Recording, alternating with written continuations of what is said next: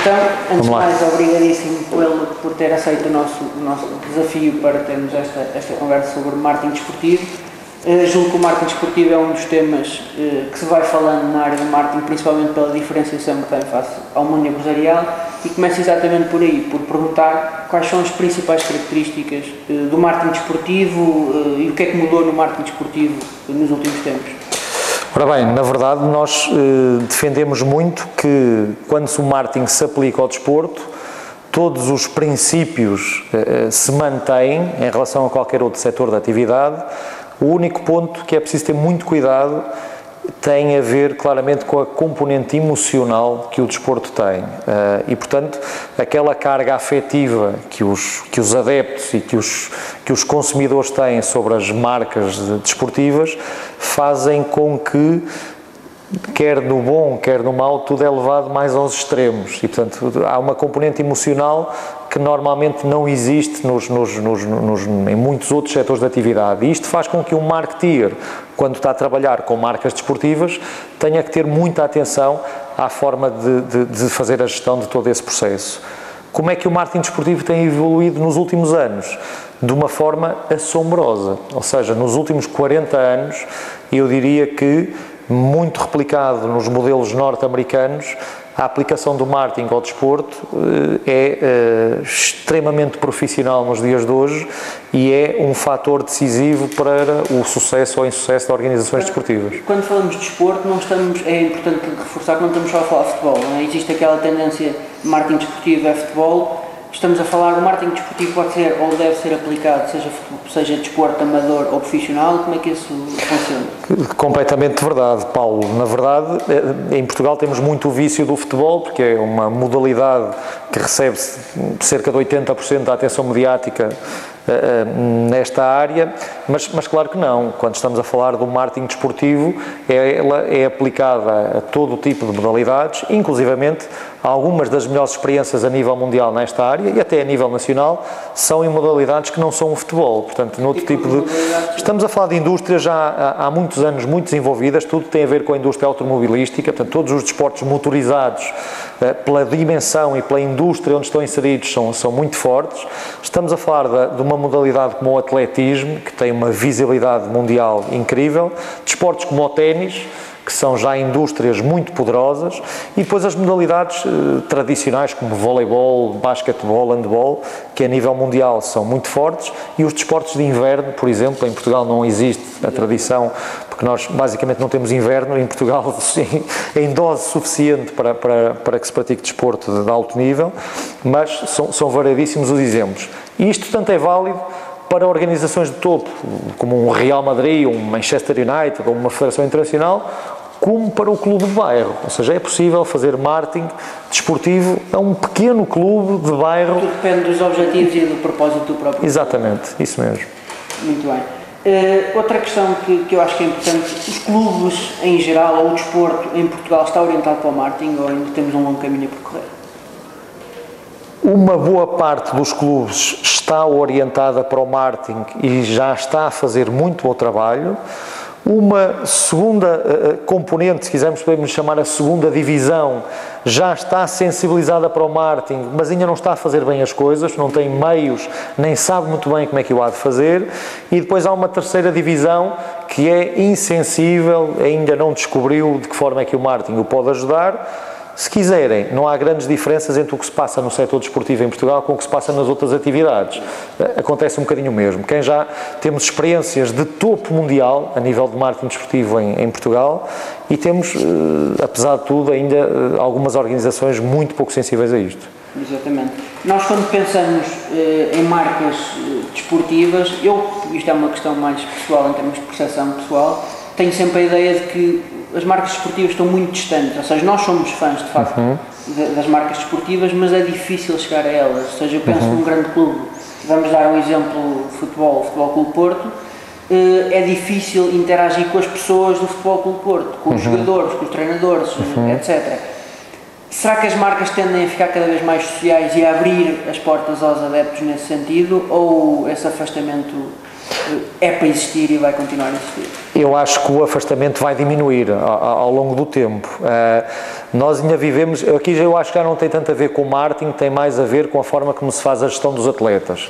Nos Estados Unidos, desde há muitos anos, que a par das obrigações que um atleta profissional tem relacionadas com os treinos e as atividades do clube, já estão contratualizadas o número de vezes que ele tem que fazer atividades comerciais, que tem que visitar hospitais, que tem que dar X entrevistas por mês. Portanto, isto já faz parte do seu trabalho habitual.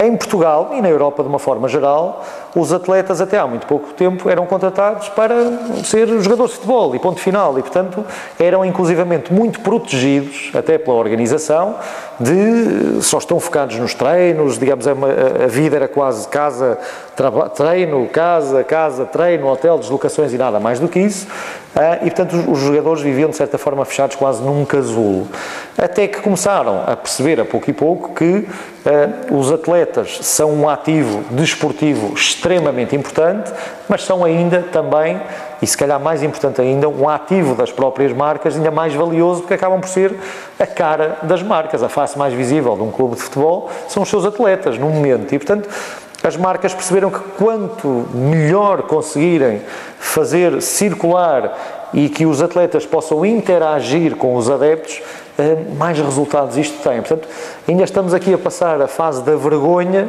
até a uma fase em que eu acho que é inevitável que os atletas passem a incluir este tipo de atividades mais comerciais, como fazendo parte dos contratos, elas são obrigatórias, fazem parte da vida de um atleta profissional e os clubes têm que beneficiar com isso, como é evidente. Isso faz-me lembrar um bocadinho a história do Real Madrid quando contrata alguns jogadores altamente, com grande notoriedade e altamente conhecidos, quase para se pagarem com camisolas, não é? É um bocadinho a lógica de cada jogador tem que começar a trabalhar a sua marca pessoal e isso interessa, obviamente, ao próprio clube. Naturalmente, se nós pegarmos no melhor exemplo, aquele que mais nos diz respeito, que é a transferência do Cristiano Ronaldo do Manchester United para o Real Madrid há 2 anos e qualquer coisa atrás, que foi, na altura e ainda é hoje, a transferência mais cara do futebol, que foi 94 milhões de euros, quando o Real Madrid decide investir 94 milhões de euros num atleta, está claramente a considerar que o retorno desses 94 milhões de euros vem de 2 vias diferentes.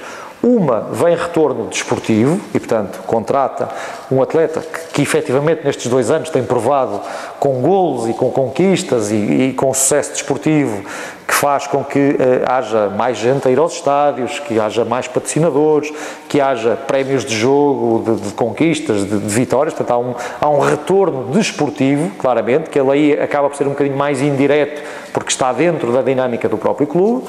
E, paralelamente, há um retorno mediático. E tanto é que, no caso do Ronaldo, e habitualmente nos últimos anos, os 94 milhões de euros permitiram o acesso do Real Madrid a 100% do passe desportivo do atleta e a 50% dos direitos de imagem do atleta. Portanto, o Real Madrid contratou meio Ronaldo do ponto de vista da sua visibilidade mediática.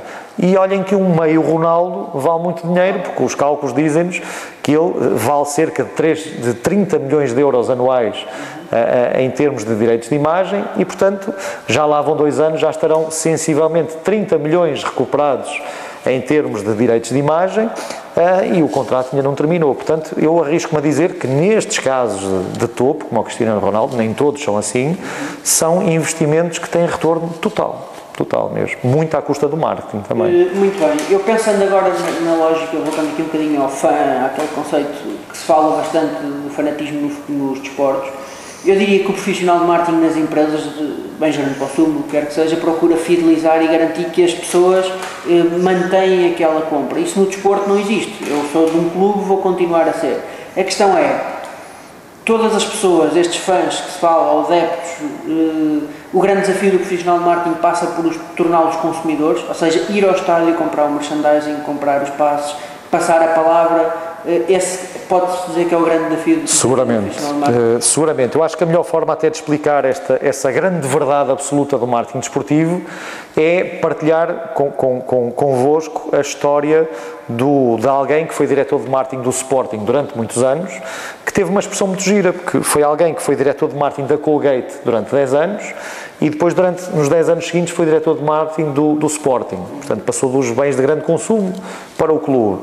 E ele tinha uma expressão muito curiosa que partilhava: eu, na Colgate, durante 10 anos, enquanto responsável de marketing, andei a tentar transformar os consumidores da Colgate em fãs da Colgate.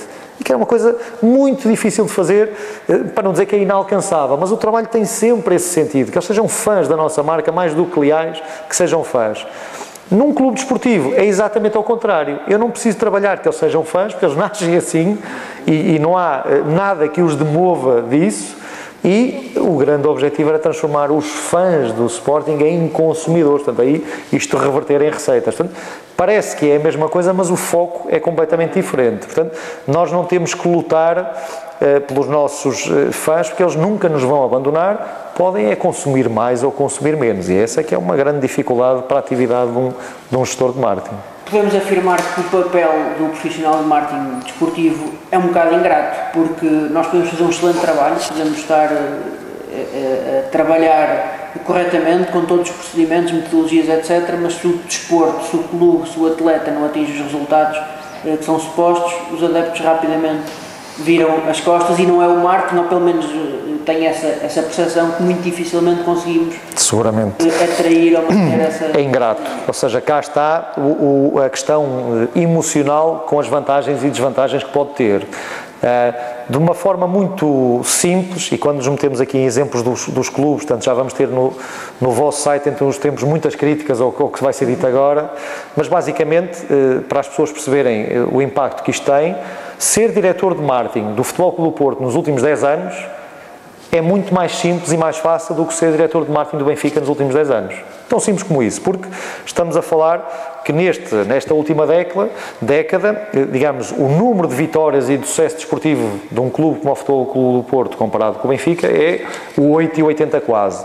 E naturalmente que o trabalho está mais facilitado num clube vencedor do que num clube que vai acumulando insucessos desportivos. Portanto, evidentemente que eu diria que a arte de um profissional de marketing estará em períodos de menos fulgor desportivo, conseguir usar outro tipo de argumentos que continua a manter as pessoas motivadas e alinhadas.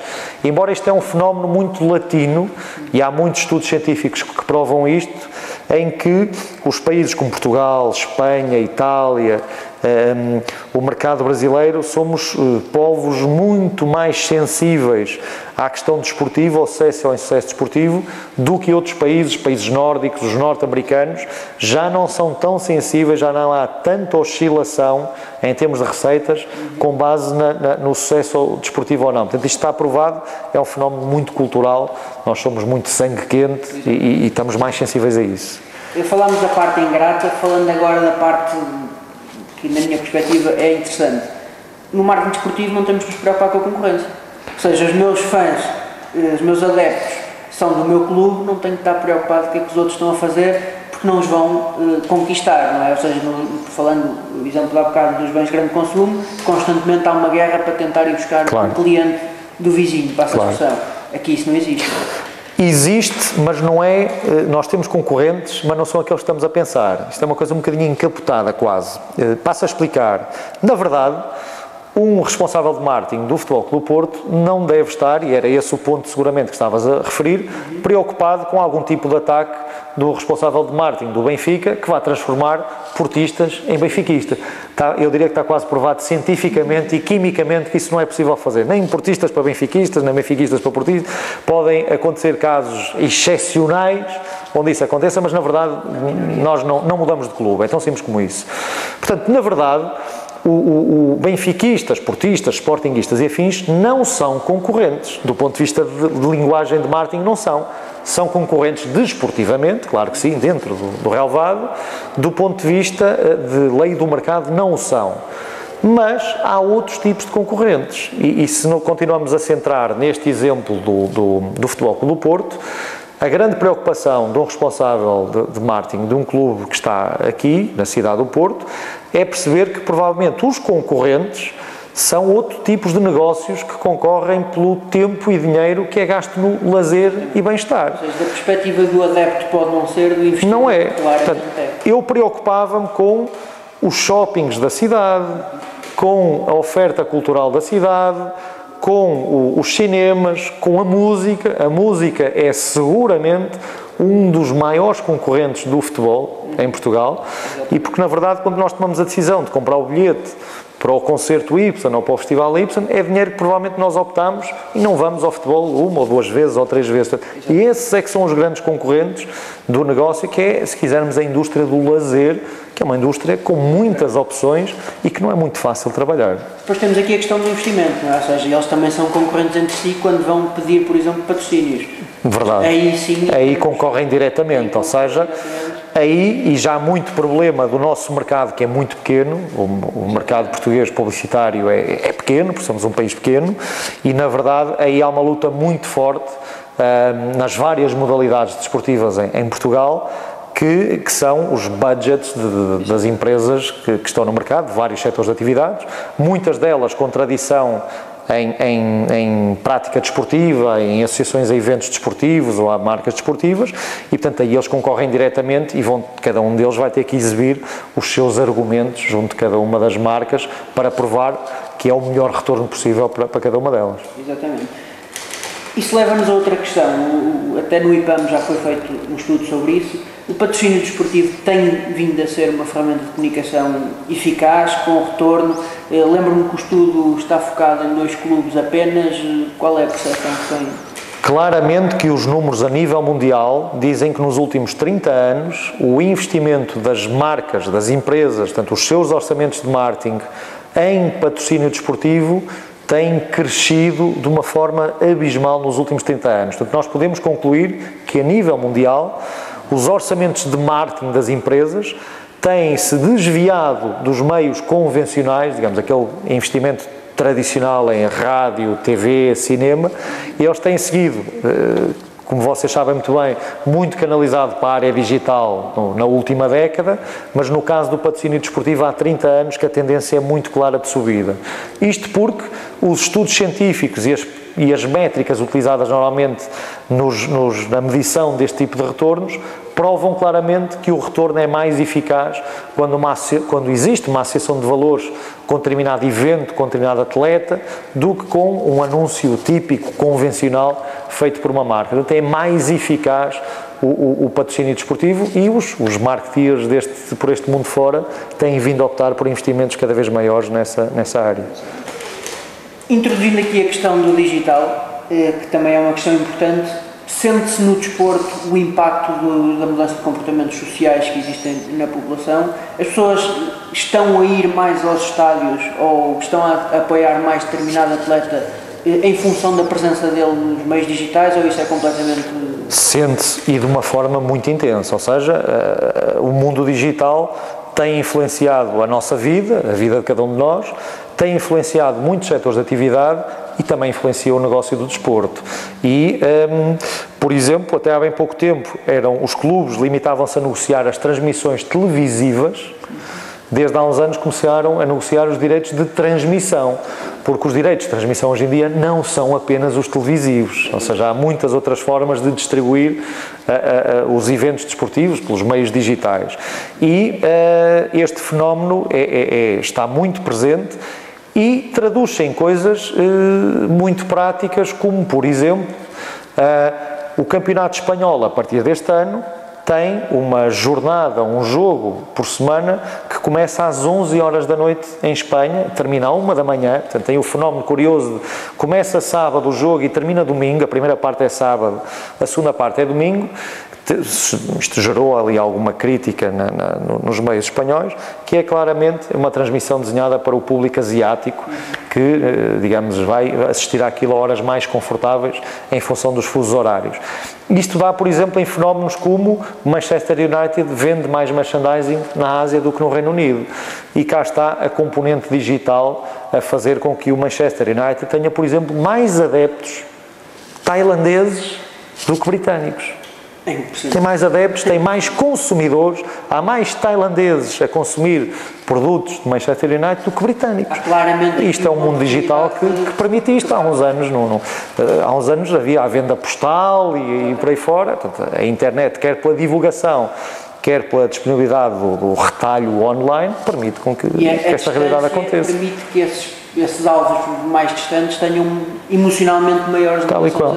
E são tão adeptos do Manchester United como o indivíduo que mora a 5 minutos do estádio. Tão ou mais adeptos do que eles. Exatamente. Agora aqui numa perspectiva de fundir o marketing, diria, de bens de grande consumo, de marcas normais, ou melhor, fora do âmbito desportivo, é possível para uma marca, mesmo que não tenha nada diretamente a ver com o futebol, tirar proveito deste fanatismo. Ou seja, não através do patrocínio. Lembro do caso, por exemplo, da EDP, que organiza a maratona. Ou seja, a EDP está a aproveitar a paixão que as pessoas têm, por exemplo, pelo atletismo, neste caso pelo atletismo, para poder trabalhar a sua marca e, obviamente, posicionar-se junto destas pessoas. Normalmente é muita gente que vem a este tipo de iniciativas, e o impacto mediático também é interessante. Faz sentido as marcas olharem para o desporto como um canal de comunicação quase individualizado, em que têm que adaptar, obviamente, toda a sua cultura organizacional. Não faz sentido, tocando no caso da EDP outra vez, falar em sustentabilidade ou em saúde e bem-estar, quando a sua cultura organizacional não representa isso. Ou seja, faz sentido haver aqui um trabalho quase direcionado para o desporto? Seguramente que faz. Ou seja, quando eu há pouco referi que os departamentos de marketing têm incrementado os valores que investem em patrocínio desportivo, é uma prova inequívoca que as marcas olham para o desporto como um excelente veículo comunicacional, porque lhes permite customizar muito o nível de comunicação que querem ter e permite também interagir muito rapidamente com os consumidores. Ou seja, uma marca pode envolver-se com o desporto, oferece possibilidades como um clube, uma prova, um evento, um atleta de dimensão regional, local, nacional, europeia, mundial. Portanto, o desporto oferece, e depois cada modalidade tem um conjunto de características que servem melhor determinadas marcas do que outras. Portanto, o desporto oferece quase uma solução customizada para o tipo de posicionamento que cada marca quer ter junto dos consumidores. E foi isto que as marcas perceberam de uma forma muito intensa há uns anos atrás, e algumas marcas estão no desporto que procuram quase única e exclusivamente visibilidade e retorno mediático, outras procuram passar determinadas associações de valores, outros procuram estar associados a determinados fenómenos até de moda e de celebridades por aí fora. O desporto oferece um bocadinho estas possibilidades todas, com a vantagem de ser também um bocadinho para todo o tipo de bolsas. Quer isto dizer, para cada tipo de orçamento de marketing há uma solução possível no mundo do desporto. Estamos a finalizar. A pergunta agora mais no sentido de quem está a entrar no mercado de trabalho. Eu reparo que muita gente olha para o marketing desportivo como um caminho a seguir, mas não me parece que seja um caminho fácil de entrar. Ou seja, a pergunta que eu faço é: que conselho é que pode dar às pessoas que querem entrar no mundo desportivo? Porque a sensação que eu tenho é que as pessoas, quando falamos em marketing desportivo, não é Futebol Clube Porto, Benfica, Sporting e o resto não. Que conselho é que dá? Como é que se pode entrar neste meio se não tivermos os contactos certos para fazer?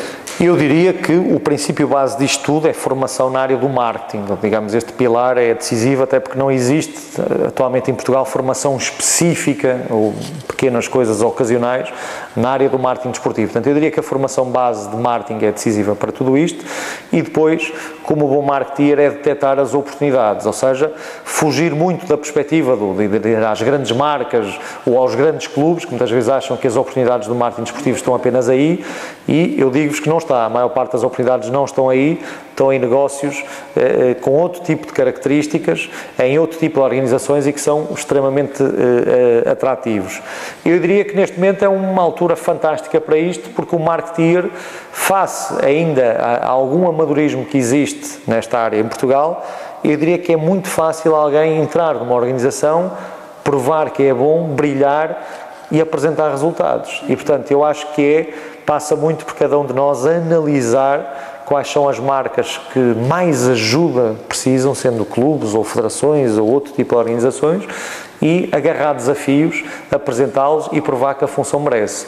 Já existem em Portugal larguíssimas dezenas de profissionais de marketing desportivo e é um mercado que vai continuar a aumentar nos próximos anos, portanto eu acho que é uma excelente saída profissional.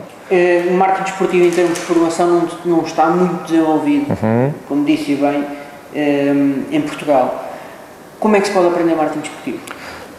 Neste momento eu diria que se deve procurar aprender com os melhores exemplos e esta é uma das razões pelas quais nós, no caso do IPAM, estamos há bastante tempo a concluir a preparação de um curso nesta área em parceria com um conjunto de especialistas norte-americanos. Portanto, nós achamos que para proporcionar o melhor tipo de formação nesta área temos que ir ao melhor exemplo e, portanto, estamos aqui a preparar com uma universidade norte-americana um programa de formação nesta área. Este é um formato, digamos, mais convencional via curso. Caso contrário, eu acho que hoje em dia o melhor tipo de experiências é as pessoas irem viver esta prática. Nós temos vários exemplos de portugueses, dou aqui uma pequena nota, há 4 ou 5 portugueses a trabalhar no Manchester City, que tem sido um enorme caso de evolução nos últimos anos. A maior parte deles arriscou, apareceu, provou que sabia o que estava a fazer e foi ganhando muito pela experiência prática. Eu acho que isto passa muito por cada um de nós perceber dentro do marketing desportivo em que área é que se quer especializar, porque eu posso querer ser especialista na área digital, do marketing desportivo, na área de vendas, na área de branding. E até na modalidade em si. E até na modalidade em si, exatamente. Eu não posso ser um marketeer que sabe de todas as modalidades, que elas são muito diferentes, e encontrar o seu espaço. Uma coisa eu garanto, as organizações desportivas precisam de mais marketing, precisam de pessoas qualificadas para os ajudar. E pronto, ficamos por aqui. Obrigadíssimo pela atenção. Muito obrigado.